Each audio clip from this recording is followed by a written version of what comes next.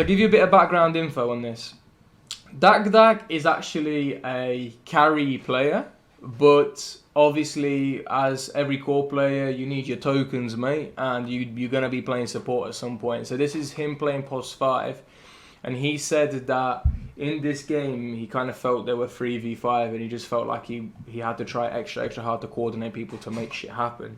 And they won in the end, but he said it was very frustrating. And the one thing that he wanted... the one thing that he wants to kind of improve on is he says that as a support he feels a lot of the time he's idle doing nothing, or he feels like there's stuff that he could do more. So he wants us to shed some light on what he could do more, or what else he could do to coordinate his team or make shit happen. So obviously first things first is, what do you think about the starting items? I'm personally not a fan. I think I always find it weird seeing clarities on like supports in lane, because it just means if you want to make use of the clarity, you've got to be out of the lane, not doing stuff to soak it up. I don't know. What do you feel about the starting item? You need to be extremely aware of what you are laning against and what the enemy heroes are capable of.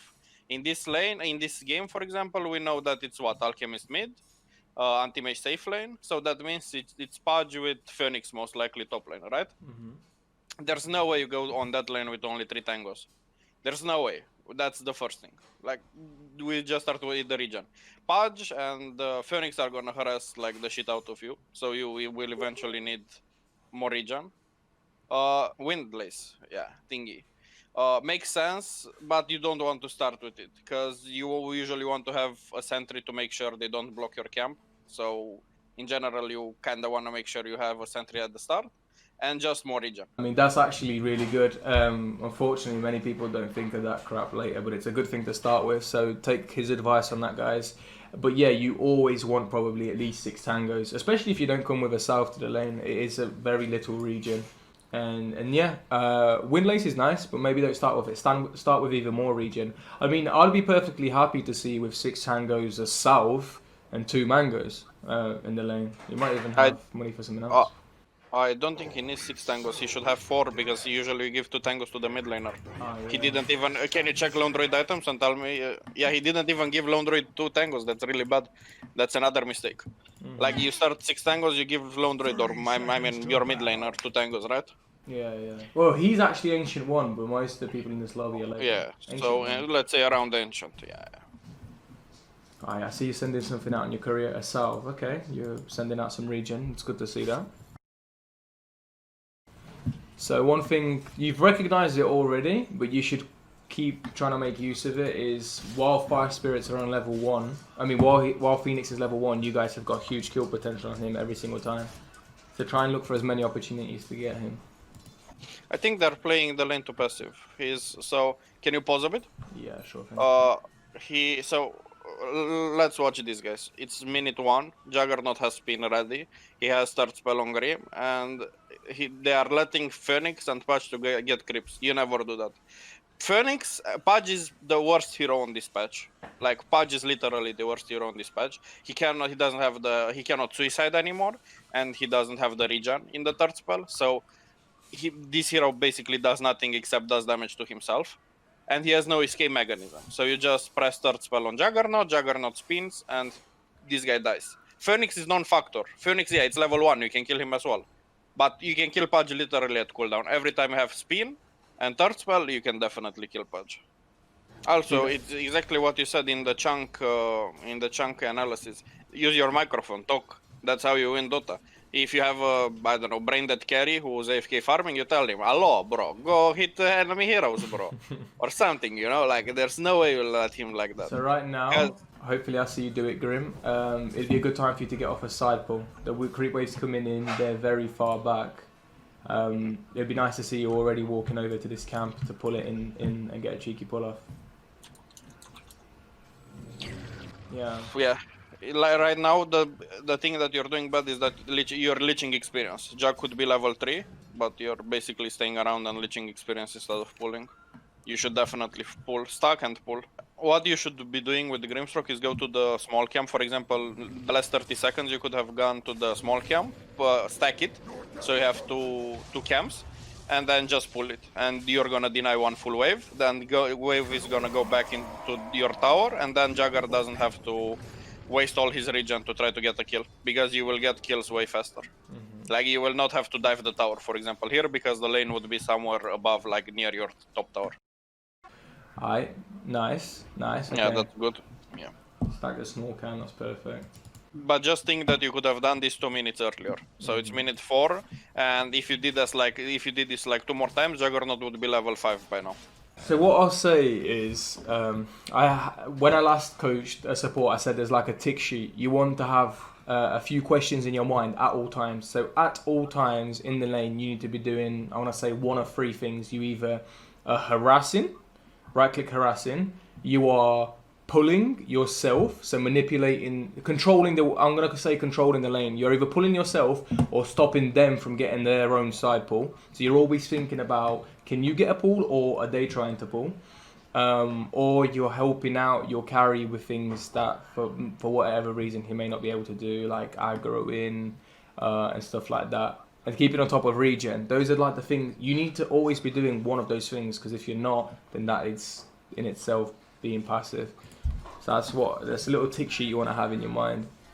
And the more of those things that you can get done in a space of 30 seconds, a bit perfect. If you can stop their pull, then walk over, pull yourself, at the same time harass and look to get kills with the jug, that's you've done an amazing job in the lane. Yeah. You're pulling the small camp, that's good. Yeah, this is sick. But now you should go towards the bounty, because it's minute 5. So you should make the pull and run straight to the bounty. I think he's recognized that. I think. Nah, he's helping Juggernaut because he has. Yeah. That's good. Yeah. Nice. Perfect.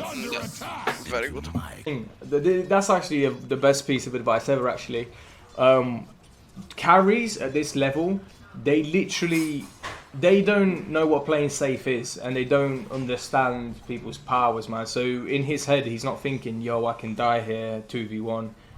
So he just plays natural, like he would if he was there. Just open your mic and say, look, I'm not there, stay further back, play safe or something. That could make a huge difference. Could mean your carry not dying. You can recognize that this guy just will not buy much regen, and he's always low on it. So just send out extra for him too. Send out maybe 2 salves instead of just a 1, or yeah, just make sure that keep on top of his regen if he's been a stubborn carry, because that's literally the reason he's even been dying in this lane.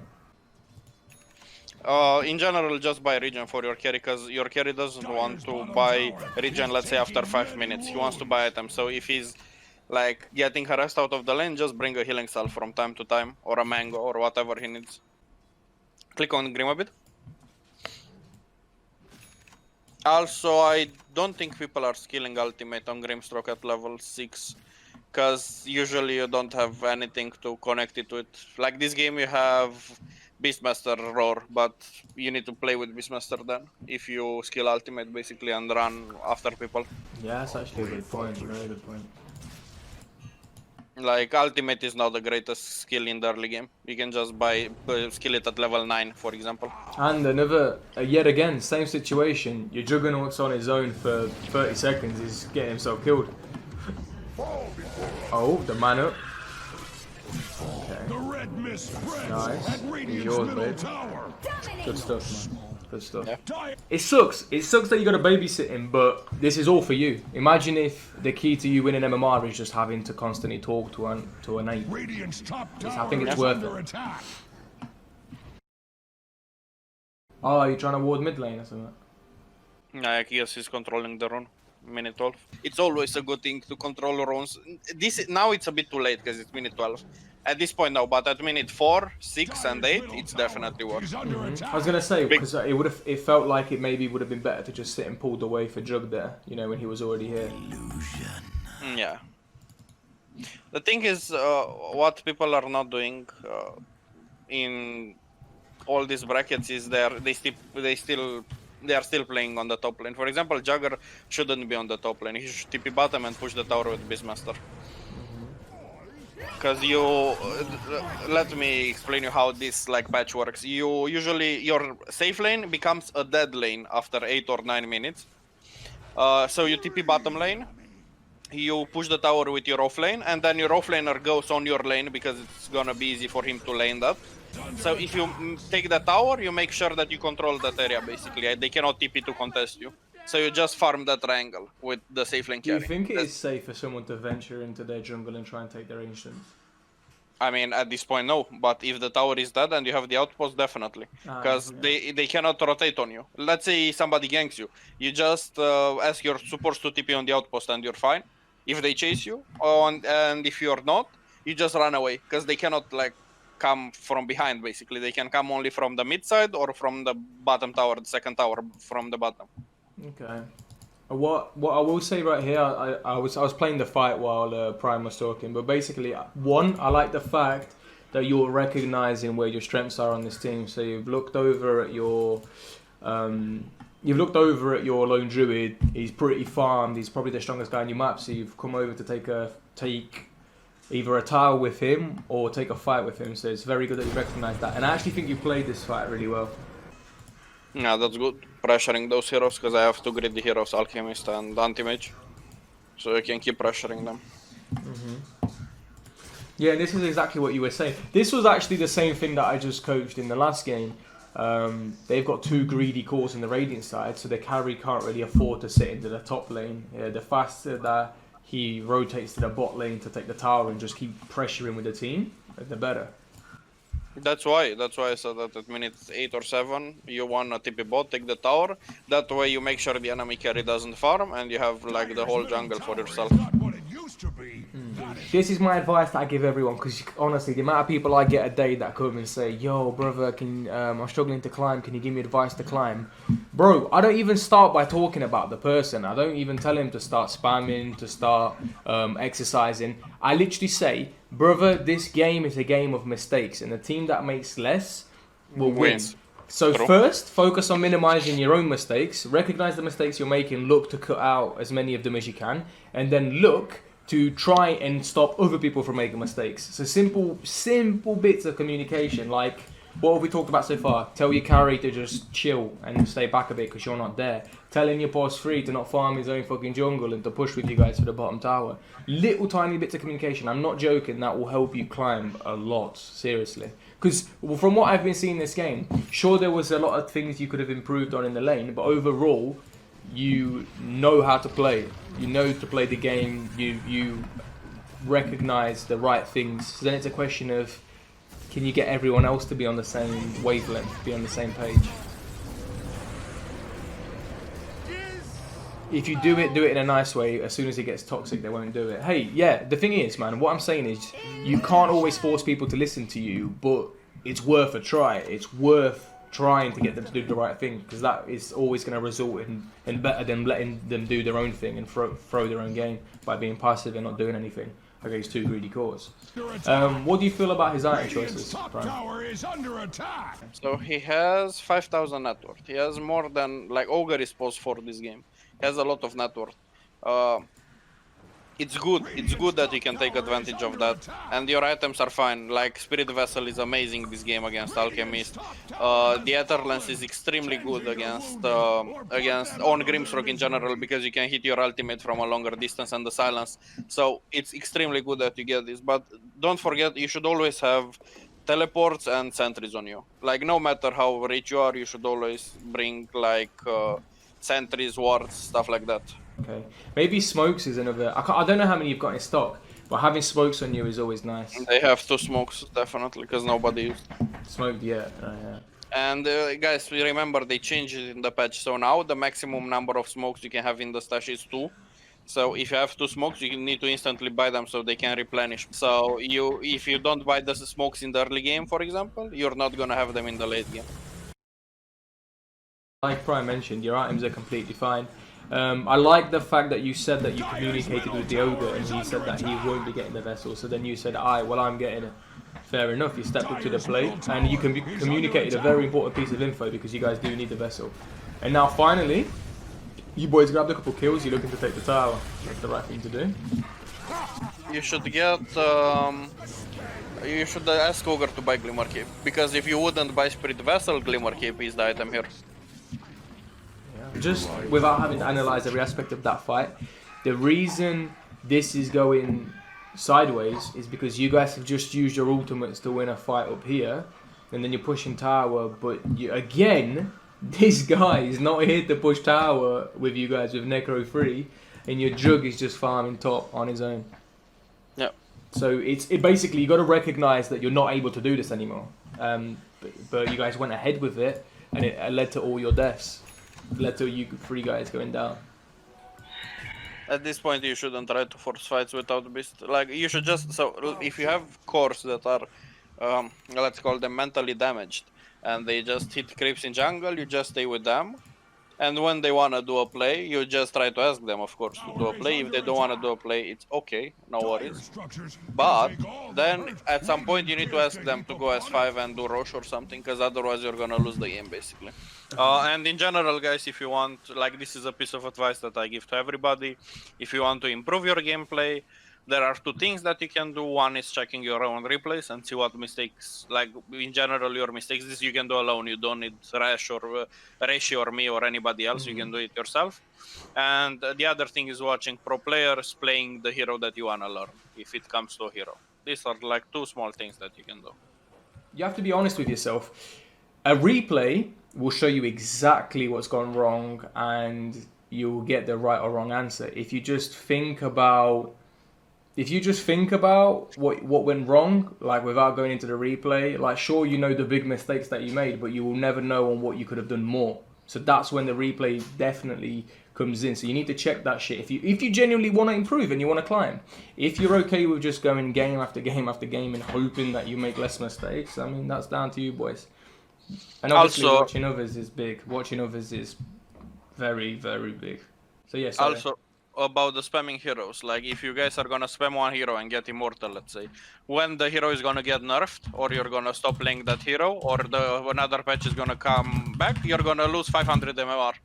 All the MMR that you did with that hero is gonna lose, because it's just brainless, like spamming hero. That's not the way, basically, to learn stuff. That's just like, yeah, it's good to spam heroes, but you need to watch your replays and try to understand what you're doing, and like why are you doing, not what, but why. The question is why. What I was about to say now, DacDac, watch this.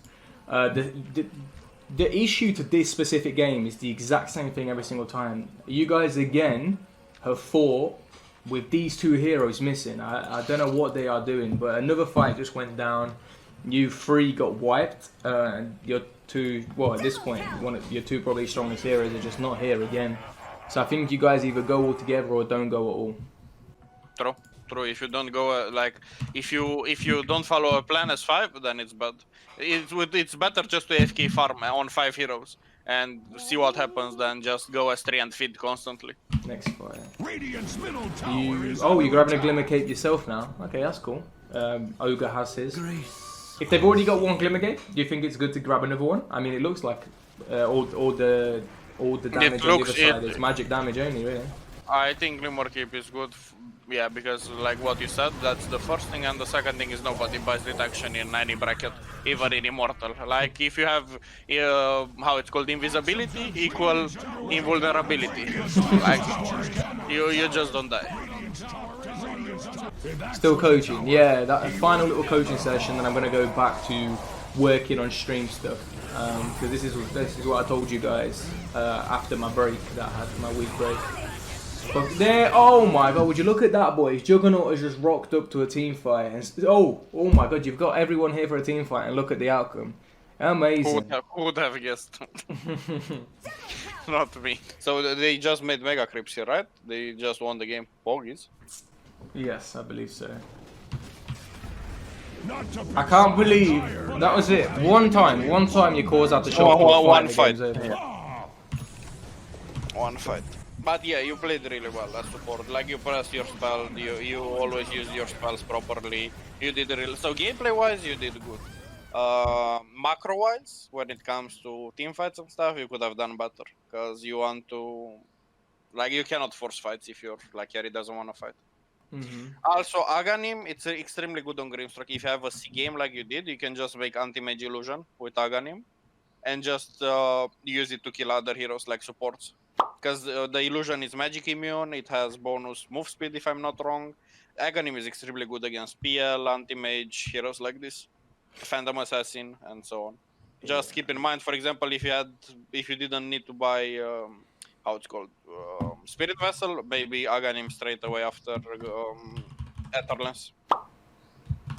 And I think that's a good point about the warding, yes. Later on into the game, especially if your teams are the one on top and you're pushing out, you never need wards in your own area. So it's always aggressive wards in their jungle, and then place down a sentry or a ward where you're fighting. It might give extra information. That's another like extra tip. DacDac. Cheers for the analysis, guys. Really appreciate it. Biggest takeaway for me is to focus on making sure the carry has a good lane. I feel like if he had a better lane, then he might have been more willing to fight with us earlier, and we could have ended sooner. That's definitely a big thing. You could have helped the guy have a better lane, but to be honest, I think the biggest thing to take away is just how much influence you can have on a game by opening your mic. So imagine you either told them to come and fight with you guys, or you recognize that they are just not willing to come and you guys stop taking fights as a free. I think that would have, both of those concepts together would have completely changed. That would have been a very flawless game.